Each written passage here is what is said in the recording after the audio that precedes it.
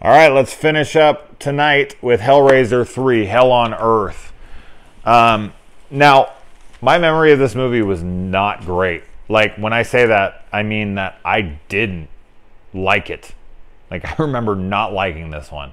Going back and rewatching it tonight, this is why I rewatch movies. This is why I really enjoy the channel, because it makes me go back and watch all the entries and series and have a different take on them. I really enjoyed this movie this time, like a lot. And I was surprised. It's tonally a little different than the first two because there is some silliness in here, and I just, I don't think it was meant to be as silly as it was, some of it. There's some puns thrown in, but the second one even had some puns. Like the doctor had a few, like the doctor's in and you'll see you now and all this stuff. Like there was a few puns in there, so it does transfer over to here. But these puns just felt a little more silly, and they mostly come from the cameraman guy once he becomes a Cenobite. But let's get into the film. Now, this movie was directed by Anthony Hickox, who did the Waxworks films, and he did, Warlocks, and he did Sundown, Vampire in Retreat, great movie, no one ever talks about. He's done a bunch of cool shit. Really like that guy.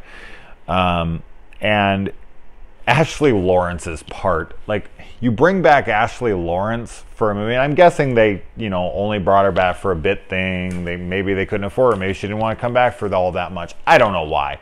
But whatever it was, you have her, and all you do is shoot her on, like, shitty VHS and then show it on the screen super pixelated, barely even acknowledging it's her. Like, I get that we know that it's her, but you can barely see her through in the 20 seconds that she's in the film. You can only really make out that it's her for like 2 of those seconds. It just, whose decision was that? We could have saw the girl watching the footage of her and then shown like clear footage of her, and we knew that was her watching it on her TV. We didn't need to see it all shitty like on her TV. I don't know, it's just a really weird decision. A homeless man sells the box, which the box is basically like a recreation of that spinning box we see at the end of the second one, which I thought it plays into the second one. They find out that the box came from that shut down asylum and everything. So I was like, oh wow, this actually does pay attention to the continuity. I didn't know. How cool. But a homeless man sells this piece of art, and a homeless man plays this character, reoccurring character. Now this isn't the same actor, the same look, but I don't know if like the homeless are part of the network of Cenobites or whatever, but I thought it was interesting that yet another homeless man was involved with this kind of stuff. And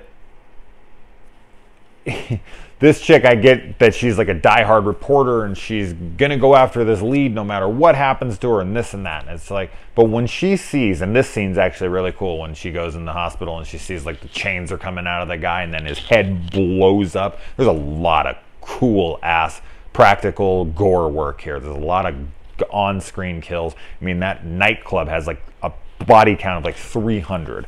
But we'll get to that. But after she sees that, she really is going to pursue this. Like, really, if you saw that, you'd be like, all right, I need to track this story down. I'd be like, whatever that story is, I don't need to know it. Thank you. I will find another job if need be. Fuck that. I love how the girl that, Terry, when Joey lets Terry stay at her house, she wakes up in the morning and finds her cooking breakfast, and she's like burning the shit out of it. And when she turns around, you can see she's reading a microwave cookbook, but she's cooking on a stove. I just thought that was funny. I don't know if that was on purpose or that it's the only cookbook they could find, but either way, it made me laugh. And man, Terry is one beautiful woman. I wouldn't mind if she was burning breakfast in the morning at my house. And this JP guy, what a dickhead. That first girl that he brings up to his room with the rose, and he lures her up there and he has sex with her, and then that poor girl, man, not only is she used by this piece of shit, she's just a naive, dumb girl, and she falls for his bullshit, which, she should know better, I guess, but she fell for it, and that's not her fault for being naive. But not only does she get used and abused by this guy, but then she gets fucking killed by Pinhead and it's super unfair. And that's something that's kind of inconsistent with this one from the other two. In the first two Hellraisers, Pinhead is more of a judge. Like, he is there to judge the wicked. And, you know, or people who picked up the box and called them out or whatever and opened up the gate to hell and let them in, and now they're taken under his dominion. But in this one, he's more of a villain. Like, he's more out there for blood, looking for it. Now, he has been turned human, then killed, and put into this thing, and he needs blood to come back into existence. And then we see that he's been split, and there's like his original persona, but that would take away the human element. Maybe he's just a demon. That's just his outer layer, that demon type thing. And then his, you know, his inner self lives in a different dimension. That's why he can break him at the end. I don't know, but I was just kind of watching it being like, Pinhead's more of like a typical villain in this, and in the last two he isn't. He's more of a judge of bad people. So that was a tad inconsistent, but as I said, I'm kind of trying to find out reasons why that would be different here. But I just stay sitting there like, this poor girl, she didn't do anything. All she did was trust the wrong guy, you know, and then gets killed for it, and I guess maybe is going to hell forever. It's like, that's fucking bullshit. And we get another "come to daddy" line here. I'm wondering if that's like the "I got a bad feeling about this" line throughout all of these. I'll be looking for it. I love how jaded Terry is, that she carries brass knuckles around in her pants. Jesus, man, she has had a hard life. And there's a lot of cool set designs here and set pieces and whatnot. Like, I like the World War I flashbacks when Joey's walking through World War I. She's already been to Nam, and now she's in World War I. This chick is just hell on earth, and World War I, she's seen it all now. Jesus, all in one night, all in one day or 2 days or something.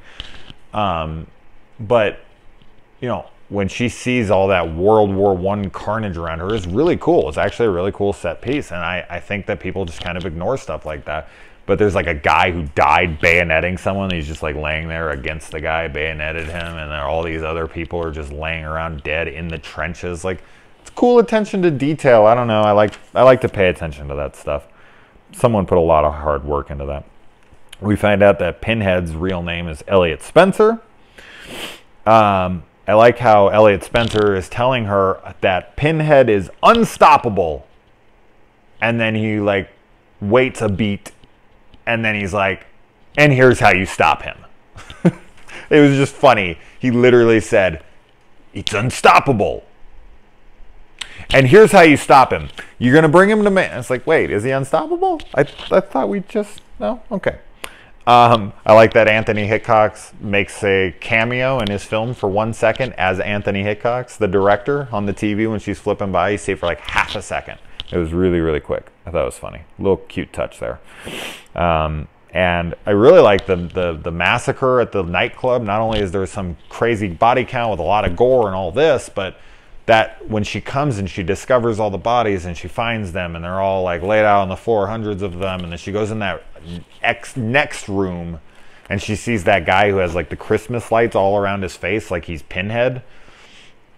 And then she turns around and she sees that her cameraman's head is like in his lap, and there's like an audience around the guy, like he's, you know, being watched by all the dead bodies, and they're all like sat up looking. Just really liked the look of that set right there. I thought that was great. There's a lot of cool sets here, and the whole street, like she's walking down like Main Street, and there's just like cars blowing up and windows blowing out and all this, like, and cops pulling up. Like, I say it is lower budget than the last one, you can pretty much tell, but I think they really utilized the budget. Oh. Bless me, Jesus. I'm talking about these movies. I'm going to need to be blessed. But yeah, I thought that was really cool. They used that budget like that. They were blowing up streets. It was like hell on earth, and we actually got to kind of see it. Like, it gave the promised title that we got all these demons on earth out there, and there's all streets, and they used it as well as they could. Obviously, they couldn't, you know, make it a whole like fucking town or city blowing up, but I thought they did pretty damn good for what they had. Now, the Cenobites in this, I think, are where a lot of people may have gotten lost, and I get that. Like, the extra Cenobites are kind of lame. The CD thrower is really poorly designed. Like, the look of him is bad. I don't like the way that JP or Terry look. I don't like the cigarette in her tracheotomy type thing, and JP looks silly. The cameraman, his design is but it's his puns that are just, I don't know, they add to his silliness, so they make him the bartender shaker guy. Outside of him shaking his jigger, I thought him spitting fire and whatnot was pretty cool. I thought that was a really cool looking Cenobite until he, as I said, he starts shaking his jigger like he's gonna pour a drink. That's stupid.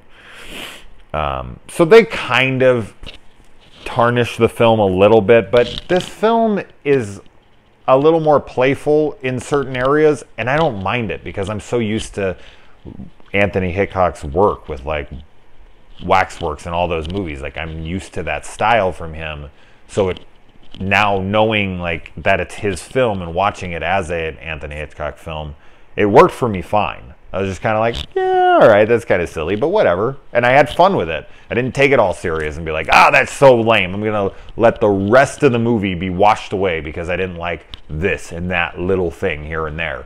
Like, I thought the majority of the film, almost all of it, was really good. And for me to take the entire film and throw it in the trash because I didn't like some Cenobite designs is really lame.